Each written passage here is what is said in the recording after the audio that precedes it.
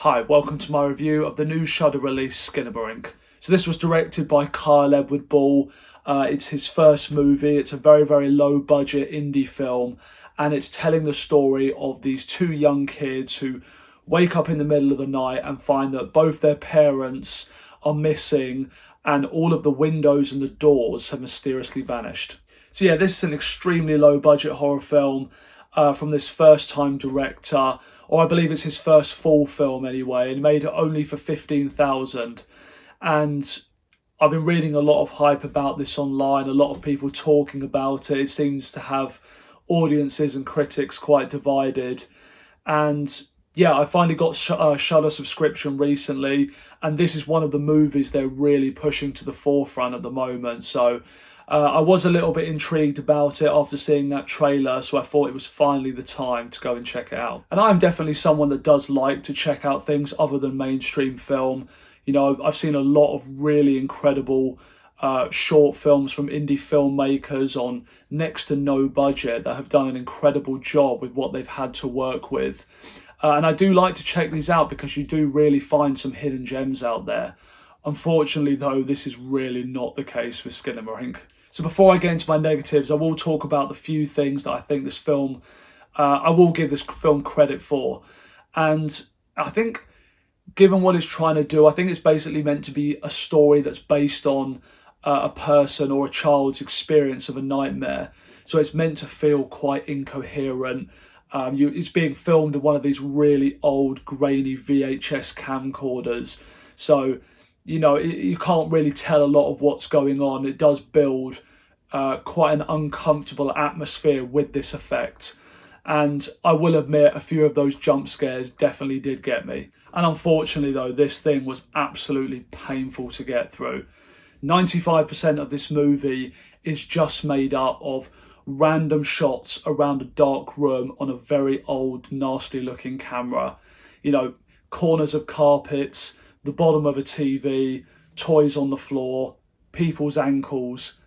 That's the whole movie. Long, drawn out shots of these things with the very occasional sort of paranormal style scare or jump scare to come out at you. And that is literally the entire film. And I genuinely had to watch this thing over 2 separate nights, because the first night that I watched this, I didn't really know what I was getting myself into. And I was starting to find myself feeling quite frustrated with the film and starting to fall asleep, honestly. And I went to check the time and I wasn't even halfway through. I had no idea that the runtime for this thing was 100 minutes long. I was like, are you actually taking the piss? This thing is punishing to get through. There is absolutely no reason why a film like this, where you have absolutely no plot, there's no character development, there's no real dialogue that you can actually get into at all, and to get through a runtime like that in a film shot in this style was just absolutely horrible. I think it was actually honestly quite self-indulgent of the director to make a movie like Skinamarink and give it that kind of running time. You know, as a lot of the reviews have kind of pointed out online, talking about how this might have made an effective short film, like an interesting concept of trying to show a nightmare on film and create an interesting atmosphere as a small 10-minute project to see what kind of effect you could get out of that. That would have been perhaps a good idea. To turn that into a 100-minute long feature-length film, it just doesn't work at all, because all of the effect you're trying to build, the lead up into the payoff in this final scene, because it's so frustrating and so boring to get through, by the time you actually get to any of these ending kind of scares or any kind of reveals, if you can even call it that, your interest is long gone by this point. I was not scared at all. By the end, I was just very happy to see that the end credits have finally come up. Absolutely none of it paid off because of how horrible it was trying to get through the runtime of this thing. And when you leave the movies, in my opinion, you should be able to have something you've taken from it. You know, even if that's just going there to be entertained and have a good time, whether the movie's connected with you emotionally, whether it's giving you interesting ideas and stuff to think about and talk about with other people. And this movie literally gives you none of that. There's absolutely, in my opinion, nothing at all to be taken from this film. It's not entertaining. It's not telling you anything coherent. You don't feel anything. It's just an exercise in how long you can take a painful experience like this for.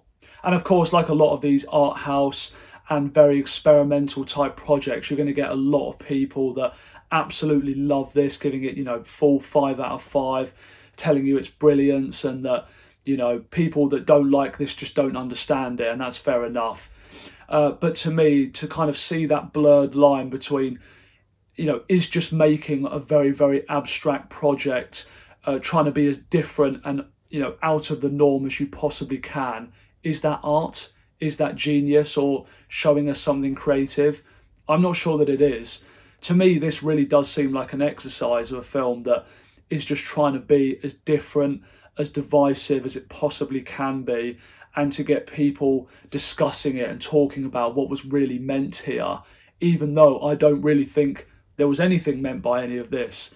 Even to understand the plot of this film, that plot I read you at the start about what this film is about, I only know that because I went afterwards to actually read the plot and try and connect the dots of what I'd actually seen.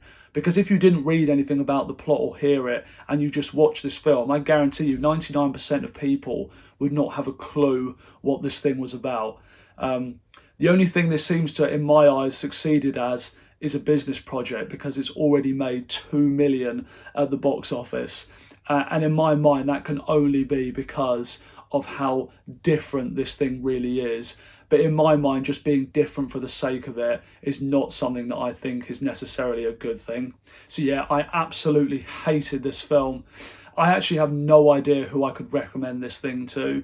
I think if you're someone that's got a real dying curiosity to check out a film that just goes so out of left field, it's so experimental, and to see something like pretty much nothing you've seen before, if you're interested in just critiquing a project like that, you might get something from this. But for anyone else, if you're going into this hoping for an interesting, scary horror film that's doing something unique, this is not for you. I would say save your 100 minutes and do literally anything else with that time. So I'm giving this a 1.5 out of 5 rating.